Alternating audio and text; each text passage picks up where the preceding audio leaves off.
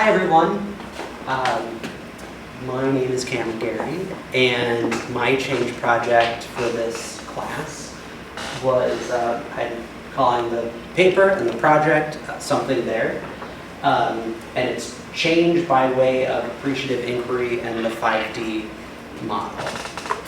So overview of what we're going to be discussing today is I'll begin with a quick introduction, my challenge and change opportunity, a little bit about the appreciative inquiry process, as well as the specific 5D model that I developed to then put my plan into action, some of those results, and then we'll wrap up with a 3DO reflection. So a little bit of background on the project that I decided to tackle for this course. It was my team's submission this year to Buffalo's 48-hour film project competition. This is an annual event that filmmakers participate in not only in Buffalo, but all over the world, where teams of filmmakers create a 4 to 7 minute short film within a 48-hour time period. So we did this the weekend of August 8th through the 10th, and although you could only produce the film in that amount of time, there's lots of things you could do ahead of your filmmaking weekend in terms of getting your team together and making sure everyone's ducks are in a row. So a lot of what I was wanting to work on had to do with that. A little more background on the 48 competition. Every team in the host city is given the same 3 required elements that they must incorporate into their film. So we find this out on Friday night. We have to incorporate a character, a prop, and a line of dialogue.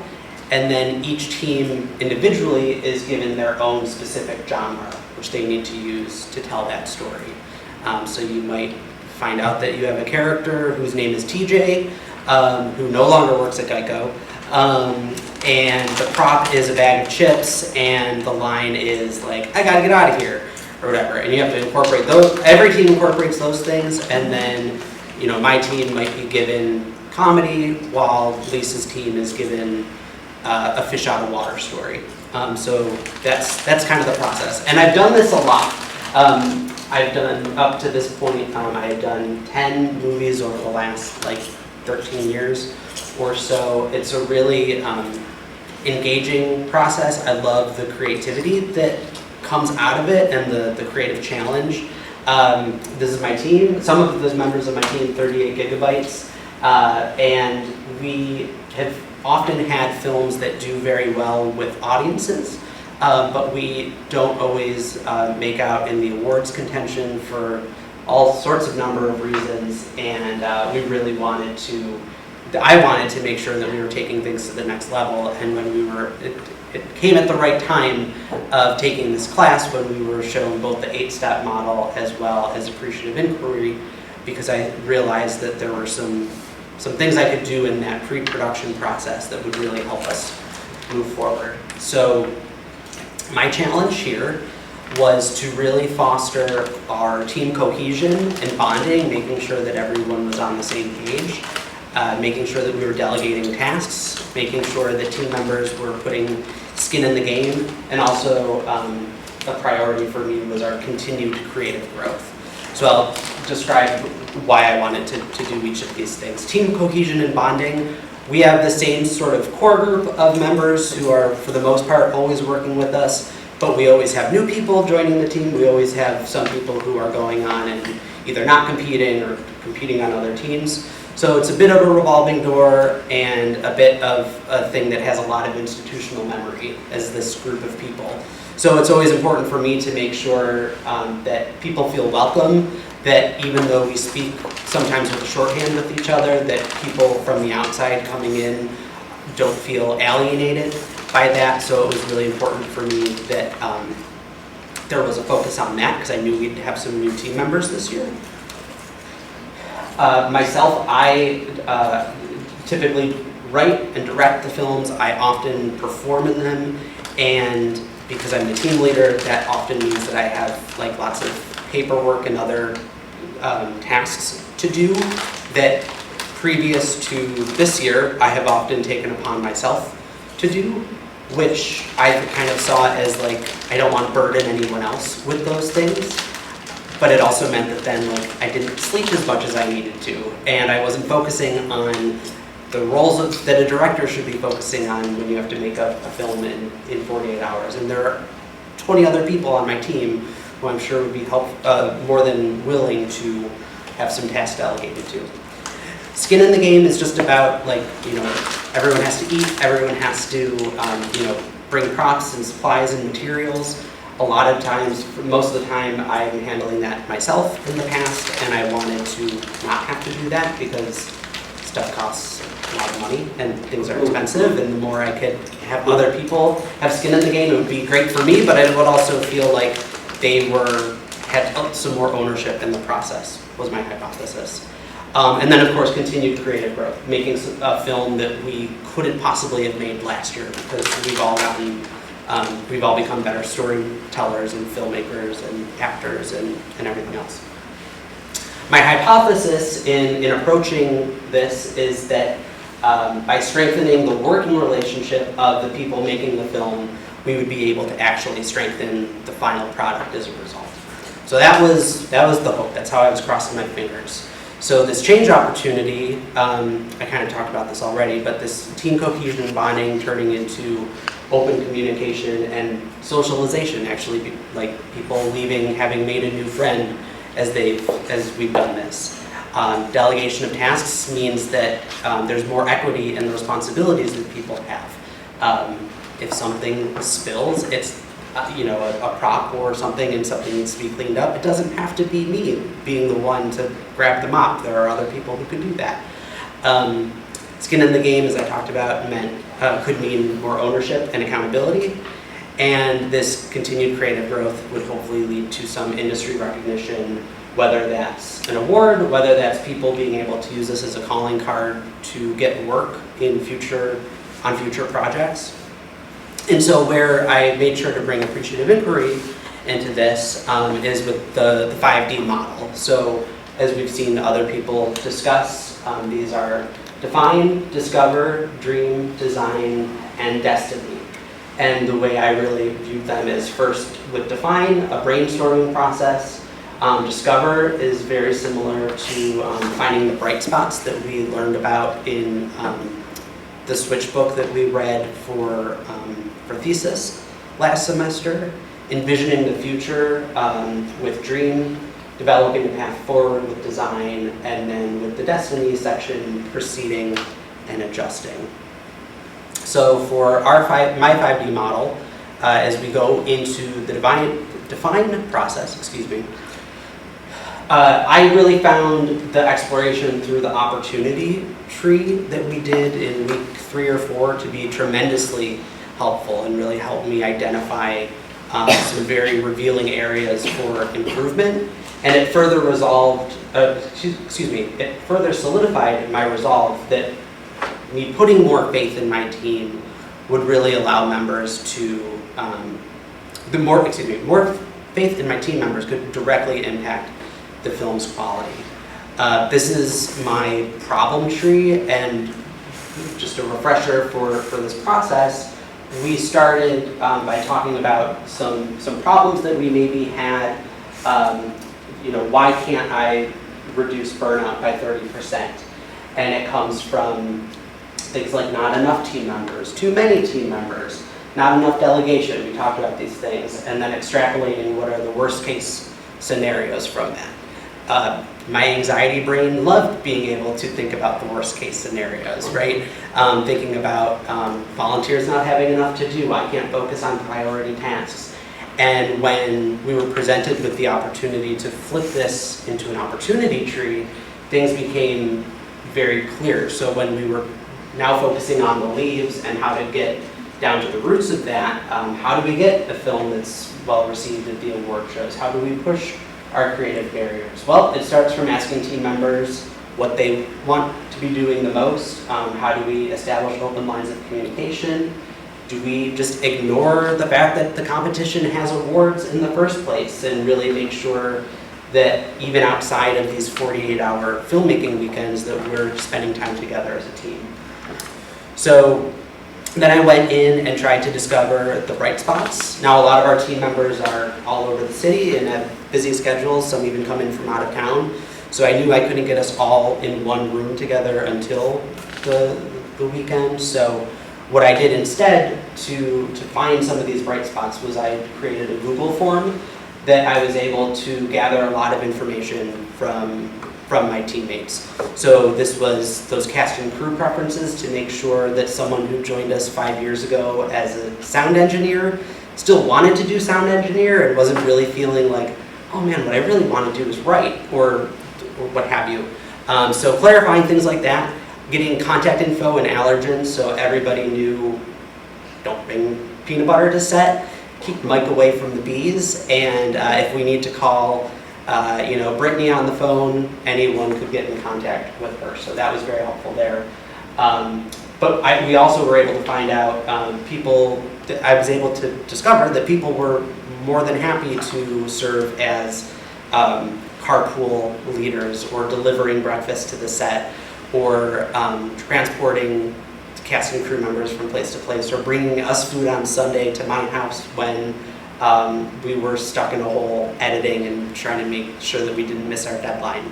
So that was incredibly heartening to see that we had this buy-in already from the team before we even started. And then just as a fun thing at the end, I said, hey, can everyone send me your hype up music? I was thinking back to when we had Neil's class for philosophy and they asked us in the first week what a good intro music was. I was like, I like that idea. So we were able to put a playlist together of all the music that everyone used to get really pumped up, and it was a nice way for me to know a little bit more about all these people who I'd be working with. It also had the dual benefit of, because now we had everyone's name digitally, it was going to help expedite the paperwork process that we need to do, and also me designing the end credits for the film. This is my slide for saying that I reviewed all the data and was very happy with the fact that people were willing to help out. So as we envision the future for this part 3 of Dream, I took it to the next step of having one-on-one discussions with some of the key team members, our director of photography, our head writer, about making sure that we kind of knew a plan of attack and we were thinking about sort of the best case scenarios of what we could make this year. I also took it upon myself to do some puppet research, development, and rehearsal. We wanted to challenge ourselves with a full-bodied character. So if you think of a character like Big Bird or Bear from Bear in the Big Blue House, we were going to have one of those, which we'd never done before, which is really exciting. But there was a lot of R&D that had to happen there. And then we also were going to start thinking about what are some genre-proof character situations that, whether we were given horror or comedy, that scenario was interesting regardless of what kind of spin we had to put on it. So like I said, I had these really fruitful conversations. Some were just 10 minutes, some were an hour with our team members. I did lots and lots of work, even when I was on vacation at a beach house, tailoring pants and making sure that the suit was working. Similar to our exercise of doing vision boards, I looked at and rewatched my favorite films to kind of think, what's working here? What do I like? What do I hope we can aspire to when we tell our own stories? And then like I said, I did literal research on what kind of television monitor do you have to wear on your chest so you could see what's happening outside of the costume and things like that. So, and I talked about the genre-proof storytelling exercises, which was just in the same way that someone, I would imagine, runs some laps before they run a full marathon. This was my equivalent of that, from just getting the brain thinking about how do you tell stories with these confines. So then as we developed the path, started thinking more strategically about contingency planning and scheduling, securing potential locations and any film extras that we were going to need for filming, and then facilitating team subcommittees. So this is, again, where I was able to turn my anxiety into a superpower and really think of all the worst case scenarios and how can we contingency plan for all of these things, and was really able to make sure that we had stopgaps in place in case anything came up wrong during the filmmaking weekend. And then as we actually got into the Destiny portion, proceeding and adjusting through the filmmaking weekend, as I said, we competed for our 11th time, the weekend of August 8th through the 10th. That's my character, Crowley, that I was performing there. Production was relatively a well-oiled machine. There's always things that come up. There's always days where it's 90 degrees at 8 o'clock in the morning and I have to be in this thing for a couple hours. But we managed to submit the film on time, and I was very cognizant of keeping 3 eyes open and thinking about how we can continue to troubleshoot and evolve, and where are opportunities for improvement for the next time we do this, because there will be a next time. The film we created was called Something There, and it was our genre was mockumentary, and so the story is about a documentary crew at a theme park trying to capture this historic weekend in theme park history, and the crew uncovers that there's some behind-the-scenes magic in one of the cast members' unrequited love. So it's basically my character who's inside the big monster character having a crush on the person who walks me through the theme park. Ton of fun. I'm happy to share with the group what the final product was, but this plan in action, again, our sort of criteria for success was open communication and socialization, equity and responsibilities, ownership and accountability, and industry recognition. So far, we just had the premiere on Sunday for ours and all the other films that were made. We still are probably a month out from the best of screenings, but the open communication and socialization, it was amazing to see when troubles did arise, when things accidentally got locked in closets as we filmed here at Daemen. People were straightforward with me, straightforward with each other. Hey, we have a problem, here's how we need to address it. No one was brushing anything under the rug. It was also lovely to see people having like impromptu dance parties with the music playlist that we created. At one point I went into our green room and people were just doing the Cup song from Pitch Perfect, and I was like, oh my gosh, everyone is like one big happy family. It was super sweet. Even though I was asking for people to have equity and responsibilities, stuff still got done. We had one scene in particular where we had to like throw Fruit Loops on the stage at Shakespeare in Delaware Park, and between setups, like I said, normally I'd be the one with the broom trying to clean this up. I had stuff to do and I had to dry off from sweating in that costume. So there, as you can see, there were like 5 other people willing to do those kinds of things. And it was wonderful for me as a team leader and director to not only not have to worry about it, but to know that it was being handled professionally and in a timely manner by other people. By asking other people to have that ownership and accountability, it meant that I didn't have to do like food and delivery runs and go to the dollar store to, get that box of Fruit Loops that we needed. And what that meant was that people who did shopping for us for art department things got props that I wouldn't, from stores that I wouldn't have thought of going to, that were like really funny props. Excuse me. And also it ensured that food delivery was kind of a constant thing, so that when people needed to eat something, there was always food for those who needed it, which was great.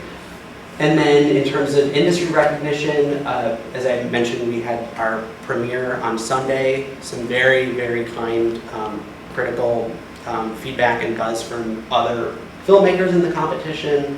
I also had the opportunity to send this to a number of people who I know who work on Sesame Street and with the Muppets. I sent it to Deb Spinney, who's Carol Spinney's widow. Carol performed Big Bird and Oscar on Sesame Street for 50 years. And I thanked her because Big Bird was such a huge part of my upbringing and inspiration, and she was over the moon with what we made. So like hearing those kind words was really neat. And as we get into the results, again, so far, this was easily the most difficult creative challenge that we've had to date, but we managed to produce a film that we were all tremendously proud of. And as I mentioned, there's really been an outpouring of love at these premiere screenings. This was us, my late partner, Adam, puppetry partner. You can see we were able to incorporate his kids in the movie. We dedicated it to him and his memory, which was really special. And it was nice to continue creating something in his honor and legacy. So as I reflect on all of this with 3EO, it was really incredible to see that these interpersonal connections, or interpersonal conditions and connections of the team members could be strengthened with this AI 5D modeling. And in taking that forward, you know, I was very pleased by the fact that it was able to strengthen this working relationship of our team, and I feel very strongly that it enhanced our creative output. Having those open lines of communication, having everyone feel that they had skin in the game really meant a lot, and I think we all walked away from the process having had a really good time. And now what? We're going to continue the 5D process, both as our film is shared with the public and as we approach future projects. There are definitely things that I think went really well this time around. There are other things that was like, oh, we could have improved on that. But because we were keeping 3EO and we were constantly looking for new ways to dream and new ways to discover, I feel very confident in our ability to go on to the next steps. So at this point, if anyone has any questions.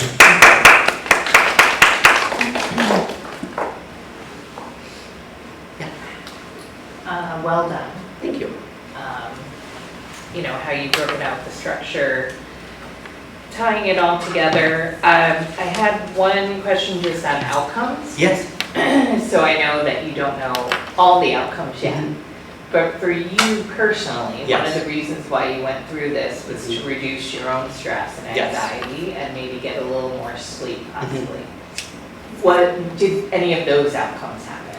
Those certainly did, and I apologize that I didn't speak to that. I feel like I did in the paper for sure. But yeah, I definitely, you know, being able to focus on things that were truly my job as opposed to just paperwork and other things, like, it was so great to know that those were just being done and I didn't have to worry about them. Was lovely. I was able to sleep. I didn't sleep Friday into Saturday because I was busy with things, but I did sleep Saturday into Sunday. I got a good like 6.5 hours, which is more than a lot of people get for a 48. So that was lovely as well.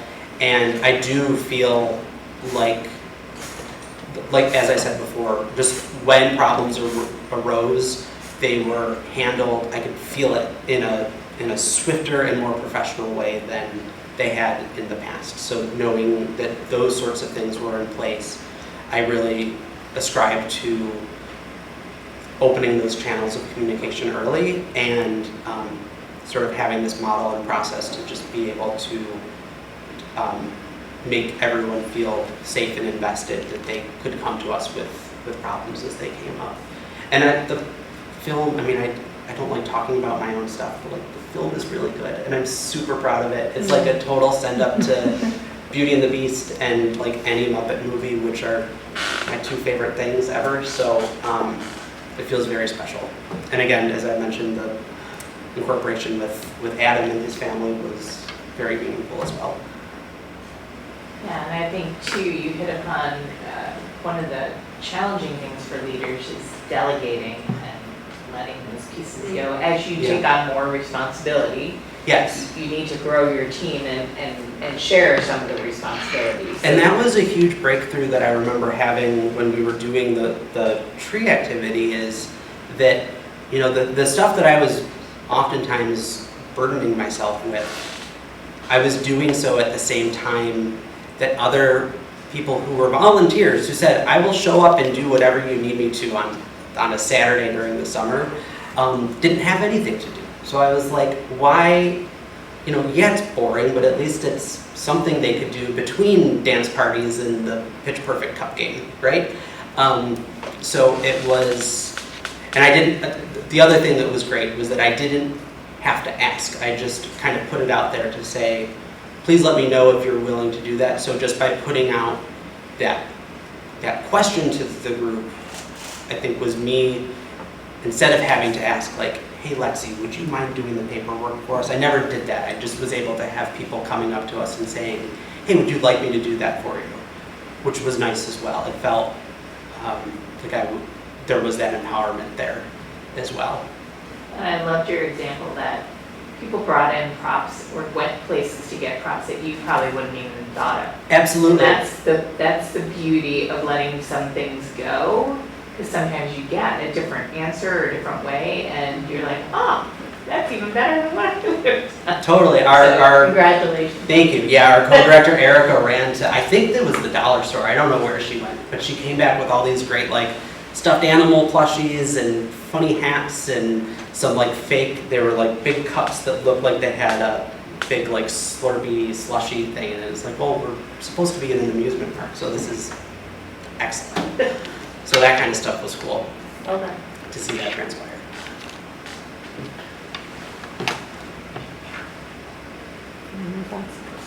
I think your passion is still the same as it was the very first day we ever met you.